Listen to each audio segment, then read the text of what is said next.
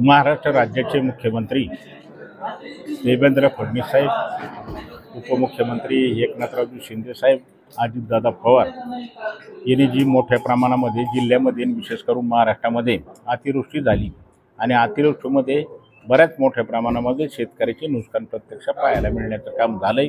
काहींच्या प्रत्यक्ष आपल्याला शेतीमध्ये जी काही पीक होतं ते सगळं पीक वाहून गेलं। शेतीमध्ये जी काही शेती करीत होते तेवढे त्यांचे खरडून काही मोठ्या प्रमाणामध्ये जमिनी गेल्या, काहींच्या गाया गेल्या, काहींच्या शेळ्या गेल्या, मेंढ्या गेल्या। मोठ्या प्रमाणामध्ये मला हे नुकसान प्रत्यक्ष आपण पाहायला मिळालं।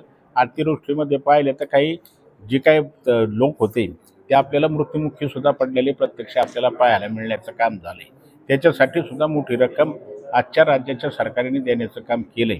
आणि मग मला असं वाटतं आता कामागाशी प्रश्न विचारला का आता जी काय उद्धवजी ठाकरे राज्याचे मुख्यमंत्री होते त्यावेळेला फक्त मदत 20,000 कोटी रुपयाची झाली, पण राज्याचे मुख्यमंत्री हे आपण पाहिले देवेंद्र फडणवीस साहेब होते, आता आहे ते प्रत्यक्ष।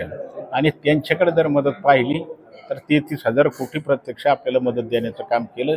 आणि अजूनही काही ठराविक पंचनामे शिल्लक बाकी राहिलेले आहेत आणि ते पंचनामे जी काही खरडून गेलेले जे काही जमिनी येतात त्याचे नुकसान मोठ्या प्रमाणामध्ये भरपाईसुद्धा मिळण्याचं काम केले जाईल।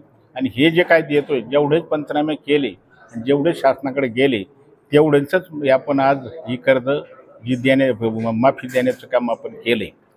किती दिवसात माफी आता जी काय अतिवृष्टी त्याची साधारणतः दिवाळीपर्यंत प्रत्येक शेतकऱ्याच्या खात्यामध्ये वर्ग 100% होणार आहे।